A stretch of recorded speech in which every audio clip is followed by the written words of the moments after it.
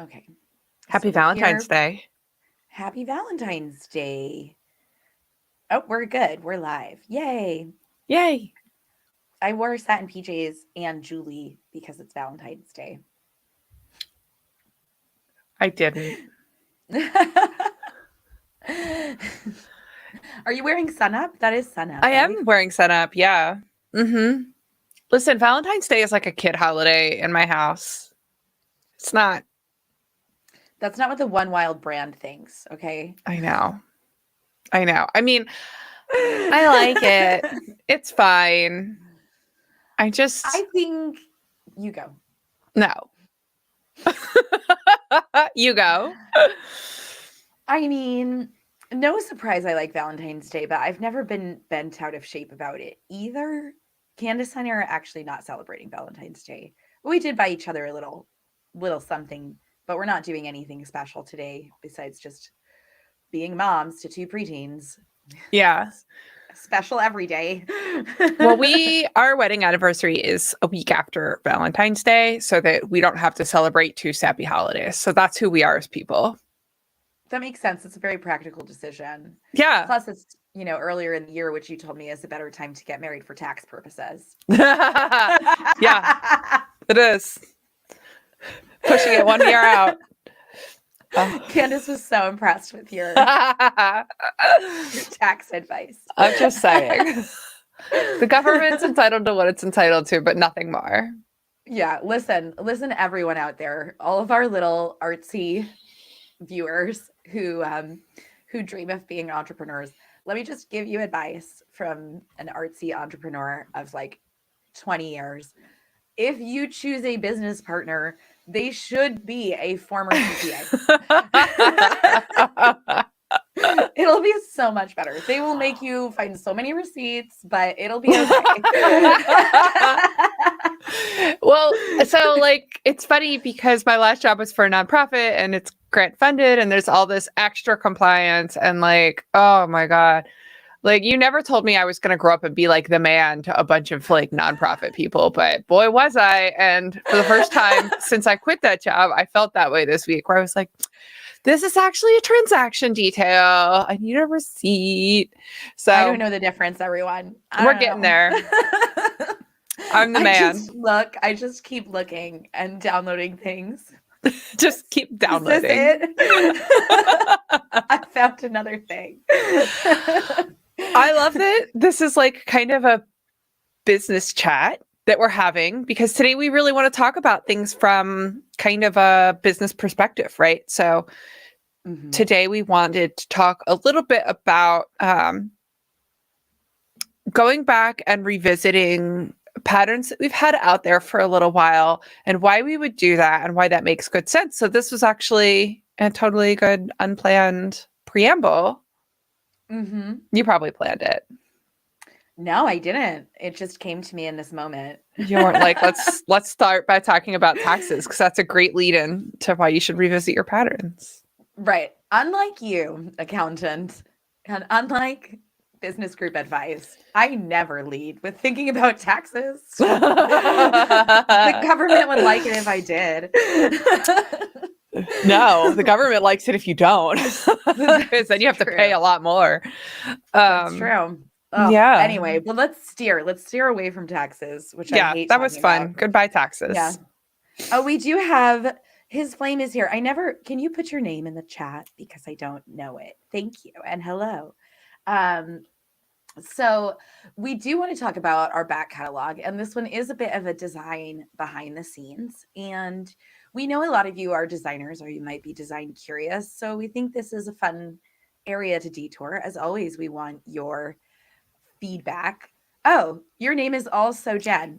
Yeah. But unlike Jen, viewer Jen does not think about taxes a lot either. No, that's okay. That's okay. No judgment. No judgment. It's kind of a nice way to live. Much solidarity. Well, the more you think about taxes during business hours, the less you have to think about them outside of business hours is the lesson that I've learned. That's true. which is true about all business hours activities. Just get it done. And then 3 o'clock, I turn it off. So, what are we doing right now? Why are we excited to talk about revisiting old patterns? And why are you wearing sun up? Because we have, like, this is kind of my first time talking about this, but I am going to re-release Sun Up this spring in just a couple weeks here. And she's gotten a facelift. So I have worked with Allie from Explore Knits to create a new sample, and I'm working with our tech editor to put in a whole portfolio of minor upgrades to the pattern. And it's so comfortable. So I lost my original Sun Up sample when I moved. And by lost, I mean the movers stole some of our stuff. And I don't talk about it because it makes me mad. Anyway, I lost a box of samples. That one was in it. But Sun Up was the first adult sweater I released. The second one I wrote, but the first one I released.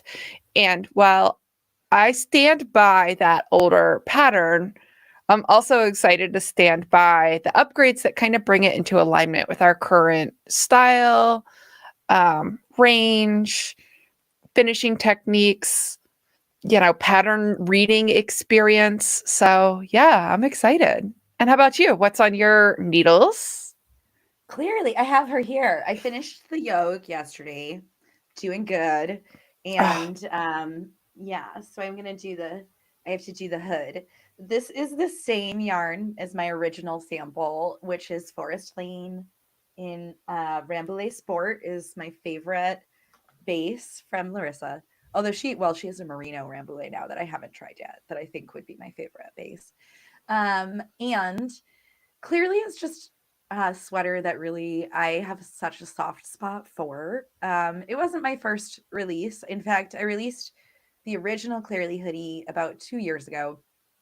And like Jen said, I mean, anything that I really think isn't good enough to be knit by folks, I have taken it down. It's not available anymore anyway. So there's nothing in my library that I'm like, please don't knit that.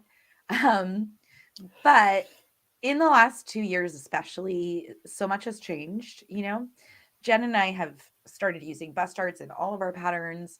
My personal fit knowledge and my ability to write patterns with detailed fit has improved and changed a lot. And I'm sure Jen probably feels that way too, but Yeah, I won't speak for you. And also, like, we've gained so much knowledge from UX knitting and from sharing with each other, before we merged our businesses, and also like so much since we've merged and become a stronger brand together.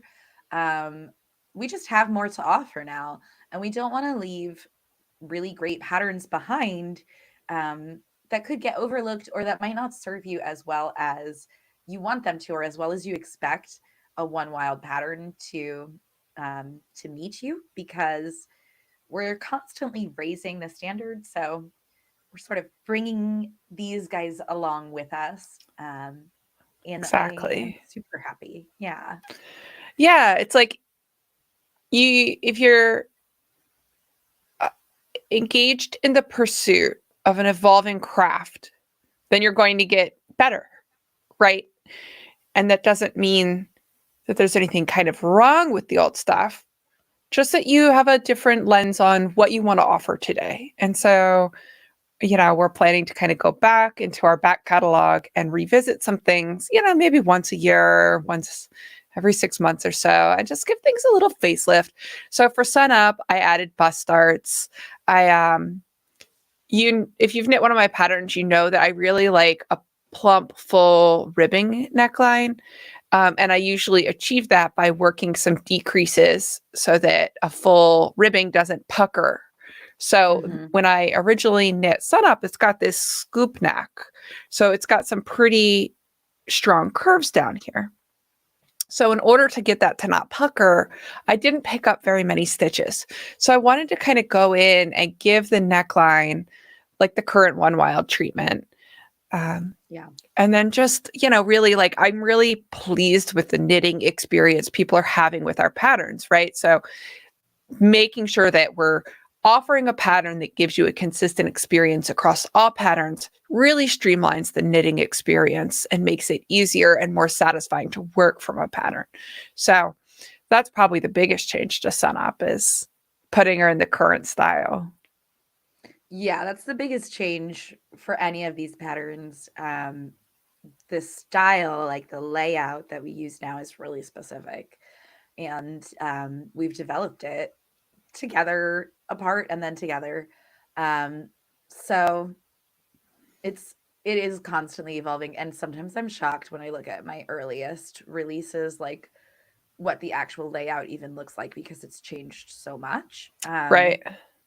That, yeah, I don't know that it would be like jarring, but if someone knit one of my current patterns as their first with me and then they went back to like one of my first releases, I think they would see that it's not the same. Yeah. For sure. Well, like one of the things that was really difficult when I went to reknit this pattern was, we number our sizes sequentially 1 through 10, 1 through 11, 1 through 12, 1 through 8, whatever they are. They get a number size. When I did this pattern, I wrote the bust size it was designed to fit. So I know. So we're better now, because there's nowhere mid pattern where you can count. You have to like have memorized, okay, I'm like the 7th size in. And I had graded this pattern every 2 inches. So there's like a million sizes, which makes it very difficult to read the pattern.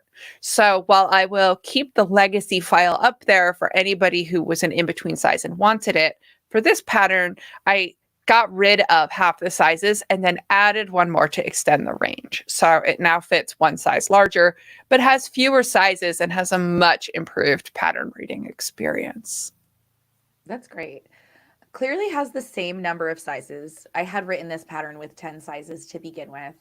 I believe I might have added 1 size for a 70-inch bust, but I think I already had it there. However, the size chart that I use is not the same anymore. So the biggest difference, I think, is in the upper arm circumference. And I'm actually knitting my version of this sweater with a different upper arm, because my upper arm does not fit in my size standard size chart, blah, blah, blah.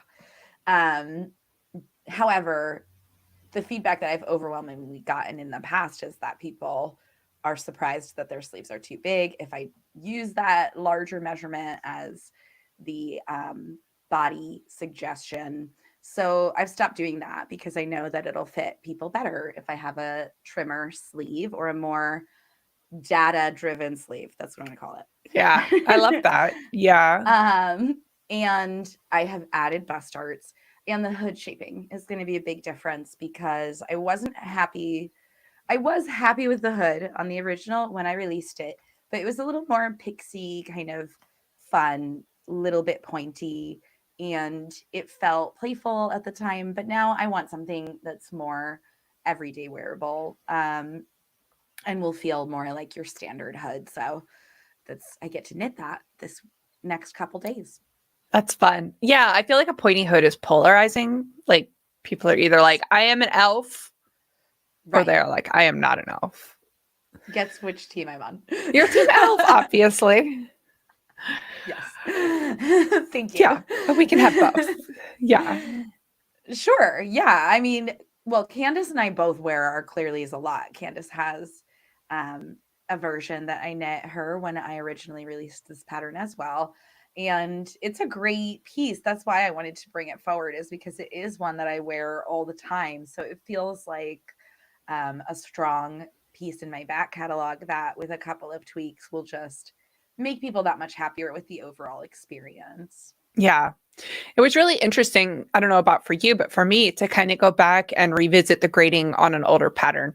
There are places where I was like, let's tweak this, let's tweak that. I added a little bit of width to the wrist, and then I redistributed some of the shaping in the yoke. Like, I have really strong opinions about how a garment should fit through the upper torso. This is a fairly stylized Raglan. It has a microscopic shoulder, so it's very full in the front and the back. It's got that kind of oversized hoodie drape and feel, but still wanted to make sure that that the shaping is going to match the shape of the body. So unlike you, I actually added a little bit of width to the sleeves in some places. And it feels like little tweaks, right? So one stitch here or there can make a really big difference in fit. And I think that's one of the things I'm most proud of with the work that we're doing is being relentless, right? Making sure that the thing that we hand off to the knitter is the best researched version that we're able to in the moment. Yeah.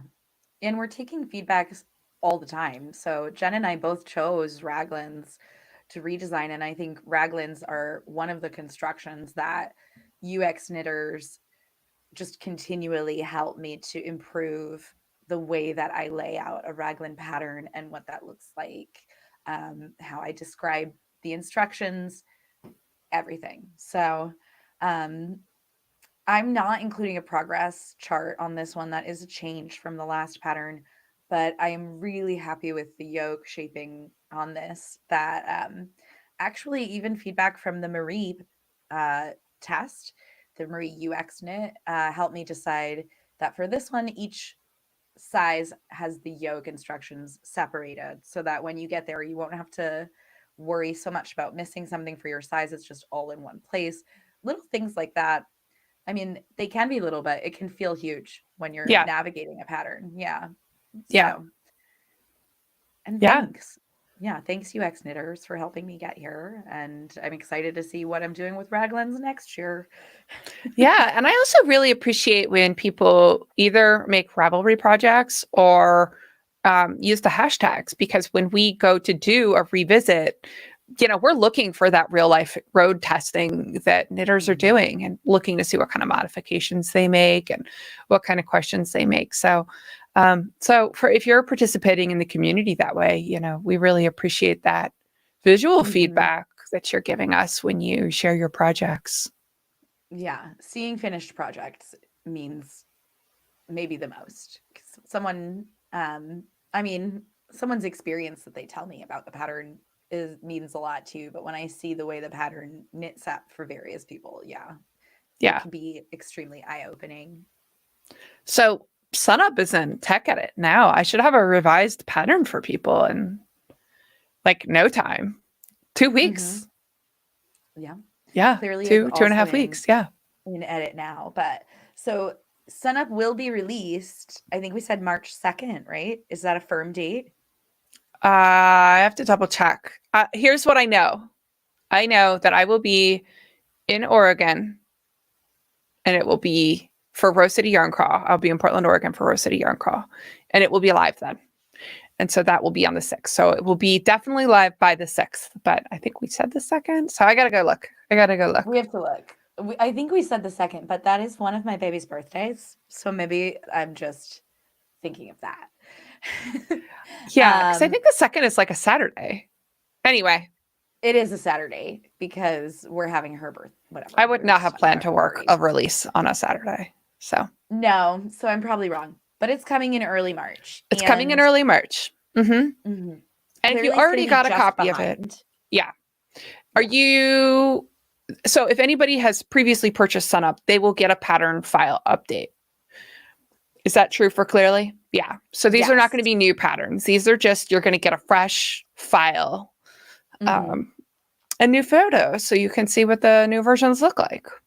Yeah, which means actually like the gauge is the same from the old pattern to the new pattern. So if you're really into it, you can purchase and start finding your yarn and swatching.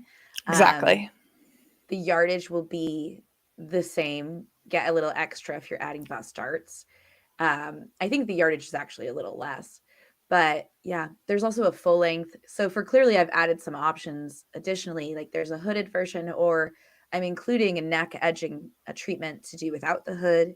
There's also a full length or a crop length. So the old pattern did not have as many choices and wasn't as robust. So unlike you, Jen, I'm going to just replace it. It's not going to be available anymore. And the new one's going to take its place. And if you've purchased, then I will get it to you. I need to figure out how to get those to people who purchased from my old website because it doesn't exist anymore. But Shopify has that info for me. So I'll be able to make sure that y'all get an email or something, an invitation to download from our new website if you purchased clearly from my old website. And if you're worried about that, I have thought of you. Don't worry. Perfect. So let's talk about events real quick because, I mentioned that I'm going to be in Portland. So if you are going to be in Portland for Rose City Yarn Crawl, I am doing an evening workshop. It's a wardrobe workshop. The evening of Thursday, the 7th at DIY Bar, and you can buy your tickets directly through them. So DIY Bar is it's like a paint and sip space, but for all crafts and as a bar. So we're going to do a wardrobe workshop there. I like to think of this as a really nice way to turn your kind of yarn crawl experience into like a micro retreat that you build for yourself. So go shop all day, have your tickets. There's only room for 14 people. So don't sleep on those. Yeah. And then come hang out and plan how to use your yarn. Like bring your skeins, bring some swatches, like bring some photos of the stuff that you're excited about. And we're going to do some wardrobe planning. So even if you're somebody who doesn't feel like you need a lot of help with your wardrobe, this is just a really fun, chill way to kind of expand your craft into one more aspect of it. You want to talk about Moon and Yarn? Yes, Jen and I are going to be at Moon and Yarn. That is a lovely shop in Pittsburgh. Jen tells me it's lovely. I'm looking forward to being there. In just a few days on Monday night, correct? The 19th? Correct. Yep. Mm-hmm. I'll be flying up to Pittsburgh, and then that evening, Jen and I are going to be co-teaching together. We're teaching a better fitting sweater. That's we're doing sweater fit basics. Right. Okay. Thank you. Yeah. It's a little presentation and then a Q&A session. Mm-hmm. Yeah. And so we would love to see your current works, your recent finished garments. We'd also really love to see garments that you are like less proud of, like that didn't turn out as well, that we might be able to help you with. If you don't know what went wrong, why something doesn't fit you, you can bring it. And maybe we'll be able to help. We'll definitely be going through lots of different little micro tweaks and demonstrating the impacts they can make on a pattern. And just having a lot of fun. We have a lot of fun when we get to do things together. So hooray. Yeah. And Moon and Yarn is a super cute shop. Brand's done a really lovely job. It's craftual. So there's spinning and other fiber arts there. And it's a really sweet space. It's a very playful space. So it's a little bit different than the things that the other yarn shops in the city of Pittsburgh have to offer. So I'm really excited that we're going to do an event there. It's really going to be a lot of fun. Nice. Speaking of craftual, I have been like so itching to crochet another garment for myself. And I just don't know like what the best crochet garments to make. I really want recommendations. This is why I'm bringing it up. If any of our trusted, beloved listeners have recommendations for crochet pattern designers, I have seen some really cute and great things that are at least size inclusive. Like I found a couple folks like that, but I still don't know who is more fit oriented, or maybe we'll have some I want something that's like a little bit more advanced the way that our knitting patterns are, because I think that would be a super fun thing to do. So I don't do Tunisian. I only do regular crochet. One day I'll learn Tunisian, but it won't be today. If you have a recommendation for me, please drop it in the chat or send it to me with a carrier pigeon or whatever, so I can go on a crochet garment journey this summer. Do you know who I think you should ask?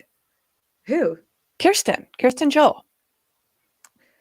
Oh, right. Kirsten has some crochet patterns, I think. She has some crochet patterns, and she's been reworking through her catalog of knits to update them to address fit issues. Yeah. Talk about somebody who is doing an amazing job going through their back catalog and updating it to their current standards. But all of her new patterns have that fit first lens. And so she will know exactly what you're looking for if you ask her for crochet pattern recommendations that meet that requirement. I'm going to ask her today. Thank you. And yeah, if you don't know Kirsten, it's Kir. She is an amazing person. She has a beautiful taste and aesthetic for design. And yeah, she's been designing for a long time and has really dedicated and committed herself recently to bringing all of her patterns into a more modern standard. And she does an incredible job. I'm a big fan. You should check her out. Same. Yeah. Yeah. But y'all should also tell us your fit first crochet recommendations, because I'm sure, Bess, you're not the only one who wants to know. Mm-hmm. Okay, wait. So we've also now gotten a question from Darcy. Darcy's making an Aran weight raglan sweater. The sleeves are too tight when she's choosing a pattern. She wants to know if she can frog back to the beginning of the raglan and put more stitches on the sleeve. That would remove a couple of stitches from the front and back. Yeah, that sounds fine to me. Sure. I would do it differently. I would just increase more in the sleeves only.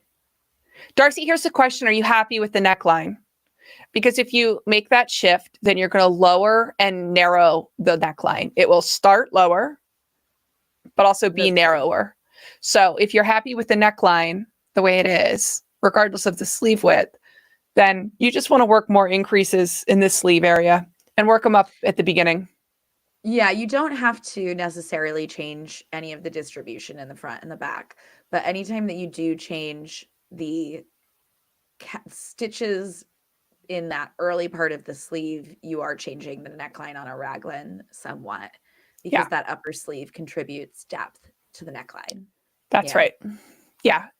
So I would say cast on the same number of stitches, put those first stitch markers right where they have said to put them, but then slip in some extra sleeve decreases, however many you need, like over the first couple rows. So if that pattern is having you work an increase row at the beginning, every other row, for the first, 6 rows, do an increase in the sleeves every row, including on the wrong side, something like that. Slip them in the beginning.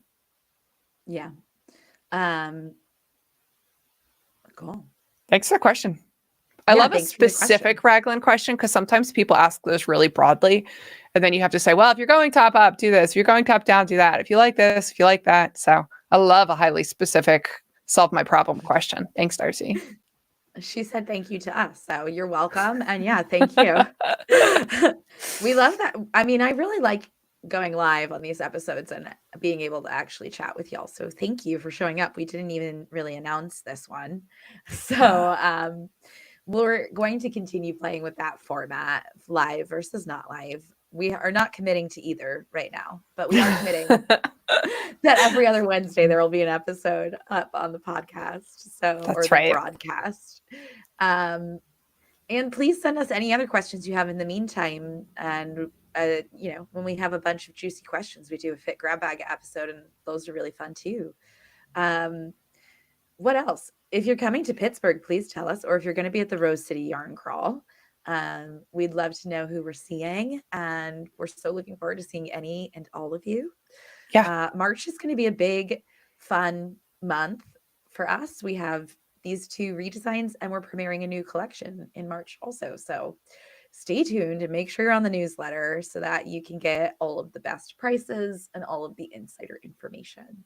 Yeah. And if you're going to be any of these places where we are, right? So either at Moon and Yarn or at DIY Bar, or I'll be out at Naughty Lamb on Friday during the yarn crawl, there will be samples. So bring whatever you want to be wearing underneath one of these samples when you try them on. So yeah. Come prepared for your own personal fashion show. Yeah. And when we are well, never mind. I'm dialing back. I thought I had another announcement, but I don't think I do now. Okay, good. I'm doubting. I'm like, wait, is that a real announcement? So we'll see. Okay. But happy knitting, everybody, and happy Valentine's Day. I hope you're all having a really nice day. I have decided to work from bed a couple days this week, and let me tell you, it's lovely. I love this office, but yeah, I'm playing hooky this week, kind of. Good for you. Good for you. Yeah. So wishing that vibe for everyone. All right. Y'all have a good day. See you in a few days. See you in a few.